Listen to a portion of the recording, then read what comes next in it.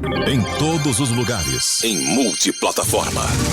Jovem Pan, a marca da credibilidade. Eleições 2024. Vamos trazer dados das eleições deste ano aqui na Paraíba. O portal T5 fez um levantamento na capital da etnia dos candidatos neste ano. João Cunha tem os detalhes. Na capital, 61,1% dos candidatos a cargos públicos municipais se autodeclararam negros. Estão incluídos tecnicamente nesse percentual quem se autodeclarou preto ou pardo. O portal T5 analisou os dados abertos do Tribunal Superior Eleitoral, fez comparativos e temos como resultado uma queda de 0,2% em relação à representatividade deste mesmo grupo em 2020. Considerando apenas os candidatos autodeclarados pretos, em 2020 o grupo era o terceiro maior do pleito, sendo 12,8% dos candidatos. Hoje, eles seguem na mesma posição, mas com representatividade maior, 16,6%. Em números brutos, são 208 candidatos autodeclarados pretos e pardos em 2024, comparados a 174 brancos, 2 amarelos e 2 indígenas. Entre os brancos, a situação oposta aconteceu. Houve aumento da porcentagem de autodeclarados. Em 2020, eram 38,13% dos candidatos. Em 2024, os brancos são 38,16% dos candidatos. Os números representam um aumento de 0,03% deste grupo. João Cunha, para a Rádio Jovem Pan João Pessoa. No Jornal da Manhã, o comentário político de Josival Pereira. Oi, Josival, bom dia. Bom dia para você, Daniel. Bom dia a todos que escutam o Jornal da Manhã. Falando um pouco sobre essa reportagem do portal T5, o levantamento que aqui em João Pessoa, 61% dos candidatos a cargos públicos municipais são autodeclarados negros, ou seja, se identificam como pretos ou pardos. Houve uma ampliação nessa autodeclaração, Josival, principalmente nas últimas eleições, porque havia incentivos, colocados na verba para os partidos de acordo com esse número de candidaturas. E aí houve até situações constrangedoras. Eu lembro, na última eleição, a gente acompanhar que o ex-governador Ricardo Coutinho, que sempre se declarou branco, passou para pardo, depois da repercussão voltou para branco. Nessa eleição parece que o pastor Sérgio Queiroz também foi nesse mesmo caminho. Como é que você avalia essa situação?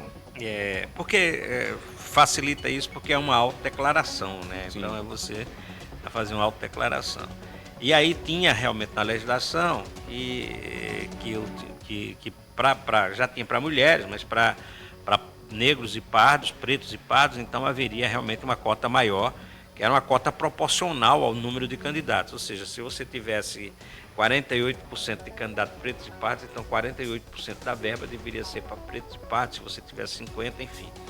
Mas aí a legislação eleitoral mudou, nesses pacotões aprovados aí agora na lei da anistia, que inclusive já vale para essa eleição, porque não altera o processo eleitoral, que estabelece também uma cota de 30% para pretos e pardos. Então reduziu o recurso, não sei como é que vai ficar.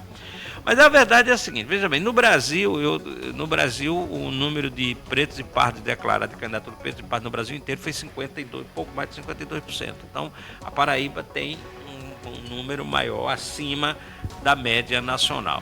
Eu acho que tem que haver, por conta, claro que você tem que, no Brasil, se dar fé à palavra, se dá fé à declaração, se dá fé à autodeclaração. Então ela tem fé de ofício, que é o que você diz sobre o que você acha, então vai ser colocado. Mas haverá sempre a necessidade de uma verificação, sobretudo porque tem pessoas que se aproveitam, querem se aproveitar dessa condição para poder, então, burlar algum dinheiro. Não é possível, porque já se constatou, por exemplo, nas cotas cotas universitárias, cotas de concurso, que pessoas brancas querem se passar por pardas, enfim. Mas houve um retrocesso na legislação, na história dos recursos, o que é ruim, porque, na verdade, a legislação deveria acompanhar esse padrão de candidaturas no Brasil.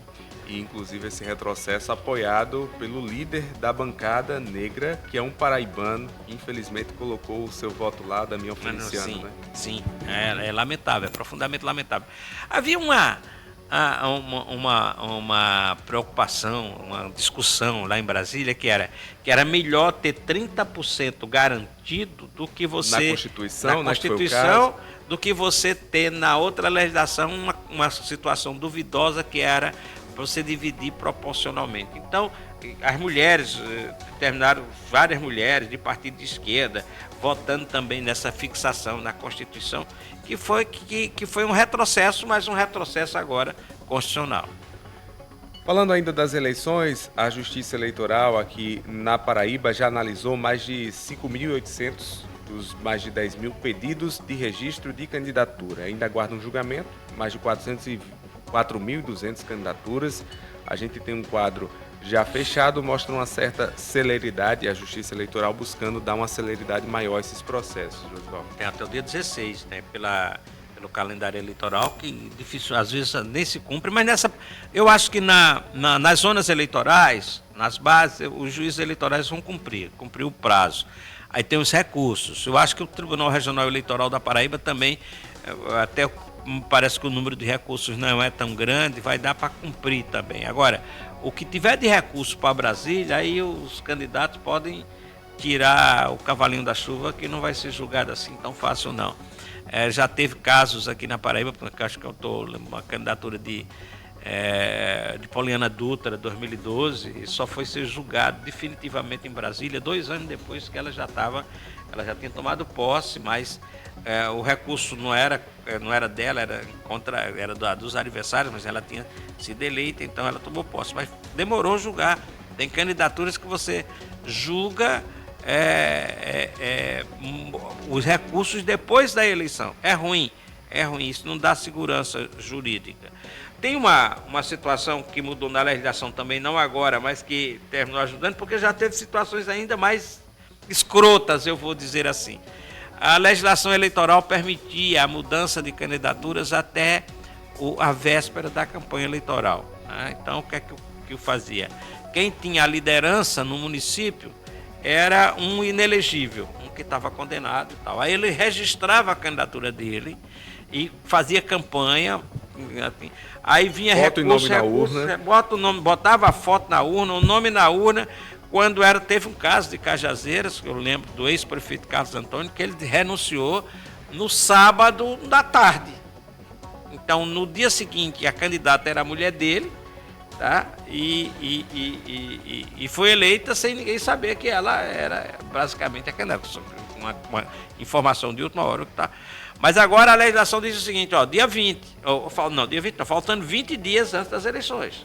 Tem que mudar, se for renunciar, renuncie 20 dias antes das eleições para dar tempo a alguma comunicação. Eu espero que a Justiça Eleitoral acabe julgando todos os recursos dentro do prazo previsto.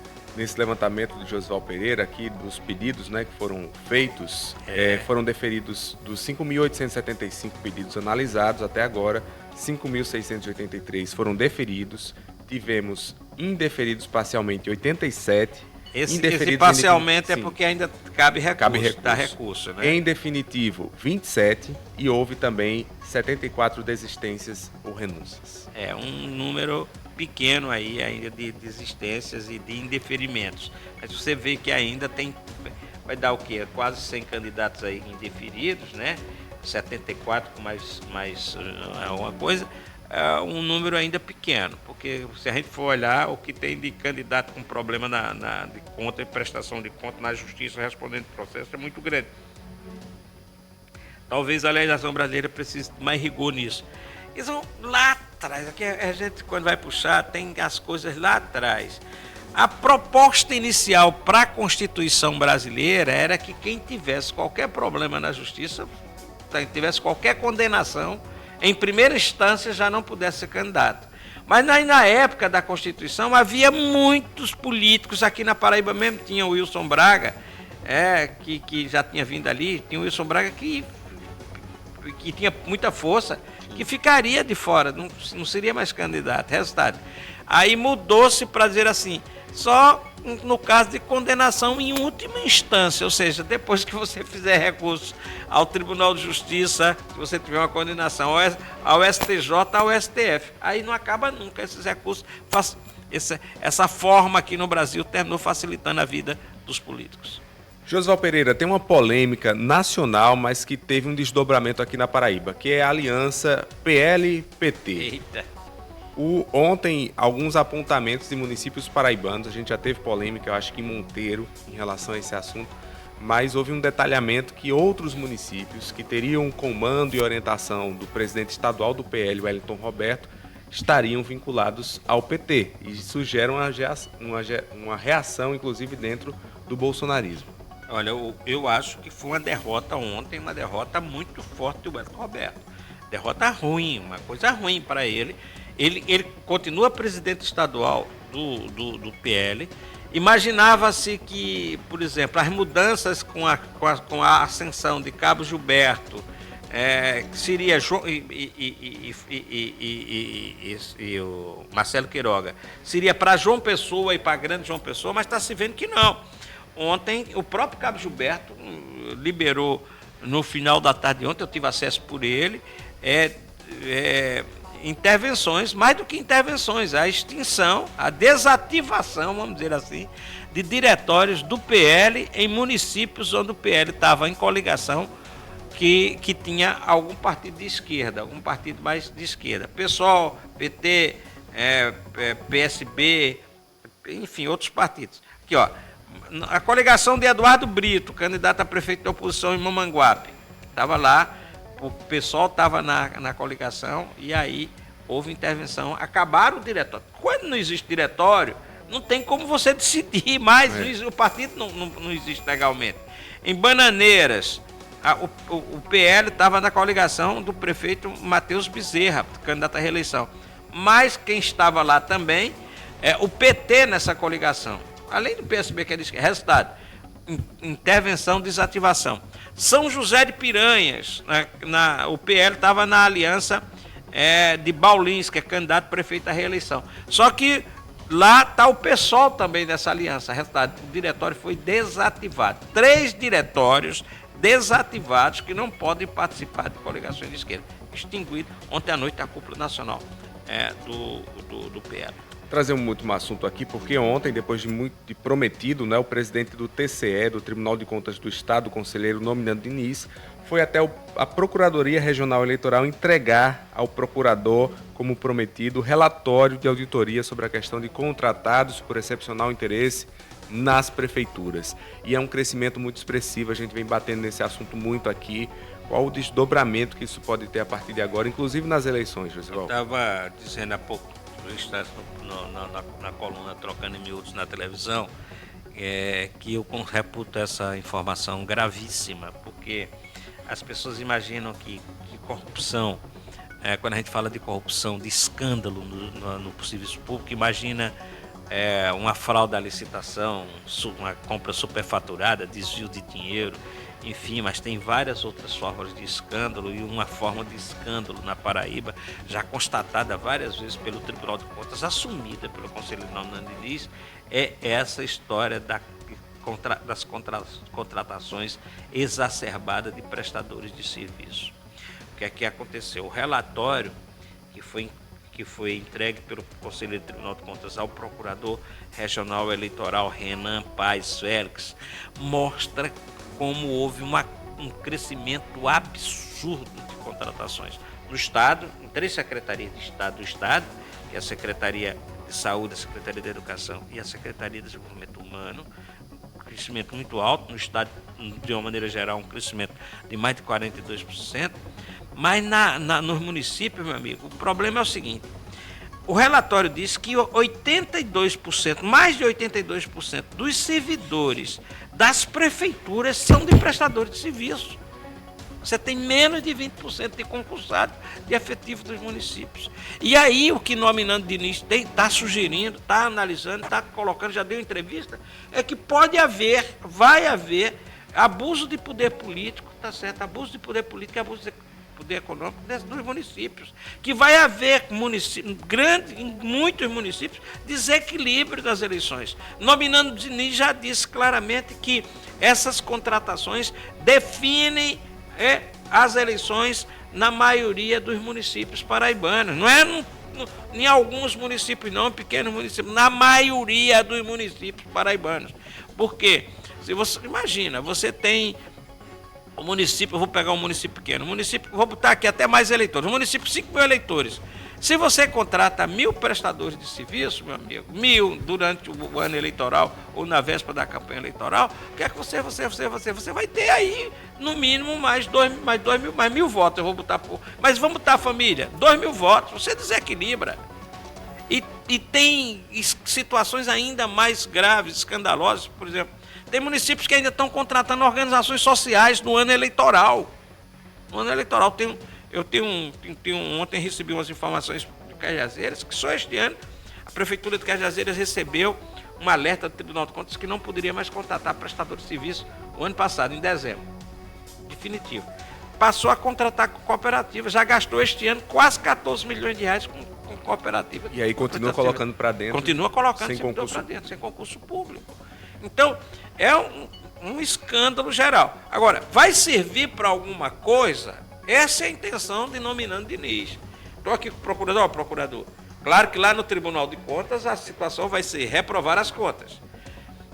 Quando ele entrega ao Ministério Público Estadual, o Ministério Público Estadual vai denunciar por contratações irregulares. Já teve muitos prefeitos condenados. Agora, no Ministério Público, porque tem uma decisão de Brasília, do Tribunal Superior Eleitoral, é que alertas feitos geram dolo, né? O dolo.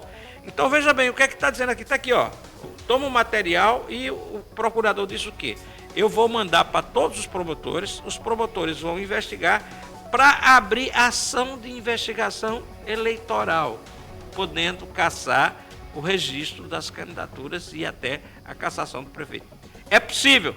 Se o Ministério Público quiser, nós vamos ter, então, uma situação muito grave na Paraíba, que vai ser a cassação aí de muitos eleitos. Na última campanha esse assunto foi levantado, mas aí existia uma pandemia, que a contratação excepcional era justificada, finalmente, né? Porque sempre nunca houve uma justificativa, mas naquele período houve, agora não existe mais. É verdade. Josival, amanhã a gente volta a falar de política. Com certeza absoluta, Daniel. Bom dia para você, bom dia a todos. Intervalo, daqui a pouco a gente volta falando de esporte com Leonardo Abrantes.